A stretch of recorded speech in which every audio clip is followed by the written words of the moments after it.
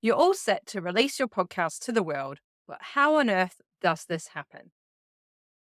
You're listening to the How To podcast series of podcasts, a mini series under the umbrella of the Women Who Podcast Show. I'm your host, Alison Fraser. I'm the host of the Women Who Podcast Show, as well as the Scottish at Heart podcast, and the founder of the Women Who Podcast membership, where women who struggle with the tech, time, and confidence can grow into kick ass podcasters. This episode, we're addressing the RSS feed.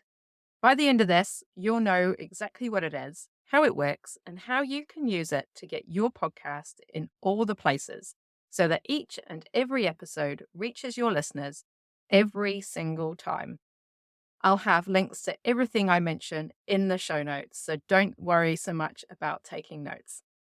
Please do join us in the Women Who Podcast membership. This is the place where there's no such thing as a dumb question, where podcasting is broken down into simple steps so you can do your thing as simply as possible. So, what's an RSS feed? RSS stands for Really Simple Syndication. And I'm going to give you a little bit of an analogy so you can understand how it works. So imagine that you really like reading stories, but you have many different favorite authors and they write new stories every day. Instead of going to each author's house every day to see if they've written a new story, you have a magical mailbox. And this magical mailbox, also known as the RSS feed, knows when any of your favorite authors writes a new story. So instead of visiting all the houses, you just check your magical mailbox and it shows you all the new stories in one place. In simpler terms, an RSS feed is like this special mailbox that collects all the news stories or updates from your favorite authors so you can see them easily without going to each one separately. It's a way to know when something new and exciting happens without having to check every place by yourself. RSS feeds are commonly used to publish frequently updated information such as blog posts, news headlines, audio, and video. Let's look at RSS feeds for podcasts. Podcasters produce audio content, like episodes of a show, for example, and that creates a special kind of RSS feed. When you create your podcast on whatever platform you're using, you get given an RSS feed address. This feed contains information about each episode, such as the title, description, publication date, and a link to that audio file. The RSS feed needs to be hosted on a server. Many podcasters use dedicated podcast hosting services for this purpose. I use Spotify for podcasters, for example. This hosting service makes the feed accessible on the internet. So when you create a new episode, all of those details are added to the RSS feed. So that could include the episode's title, a brief description, a link to the audio file, and other relevant information. Podcast enthusiasts, like you and I, use podcast apps or software to subscribe to favorite podcasts. And when we subscribe, we're essentially telling our app to regularly check the RSS feed of that particular podcast for new episodes. So the app will check the subscribed RSS feeds for any updates. And when a new episode is detected in the feed, the app automatically downloads the episode, making it available for us to enjoy. So in simple terms, a podcast RSS feed is like a digital announcement board that tells apps when there's a new episode.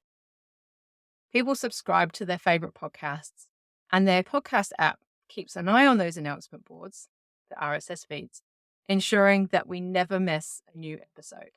So it's a really convenient way for both podcasters to share their content and for listeners to stay up to date with the latest episodes.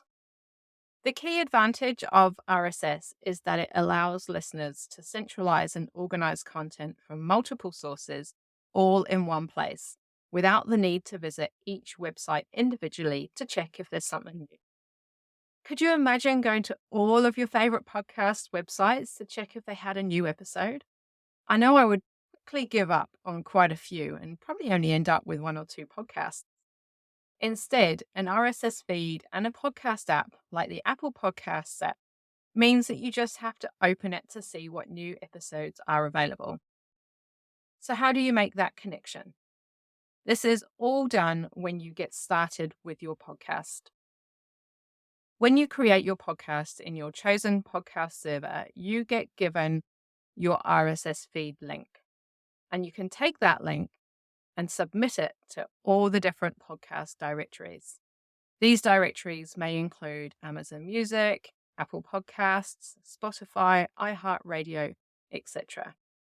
And how you do that depends on which hosting platform you choose to use. I have Spotify for Podcaster, as I mentioned before, and all in one page, there's a link to all the different directories. So I've got my RSS feed in front of me, and it just tells me how I can connect to each one. And you generally have to go into each directory yourself to do that link. And it's pretty simple. Most of the time, it's a case of copying and pasting. And you only need to submit your RSS feed to a directory once. After that, the directory will automatically update with each new episode. Top tip: to get your podcast on Apple, you need an Apple ID. If you already have one from an old iTunes account or whatever, don't create a new one. So that's basically the RSS feed in a nutshell. It's a simple way of connecting your podcast to the place where people listen to podcasts and ensuring that they never miss an episode. So don't just put your podcast on the platform where you're hosting, for example, Spotify.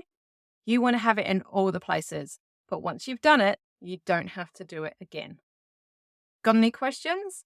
Please get in touch by email, alison@alisonfraser.co, or send in a voice message. If you've liked what you've heard so far and you want to learn more from me, then the Women Who Podcast membership is open right now. It's a low-cost membership aimed at making podcasting easy for all members. The link to join is in the show notes. This is for anyone who wants a podcast but struggles with the tech, the time, and the confidence to put your podcast out there. That's it from me. I'll see you again soon.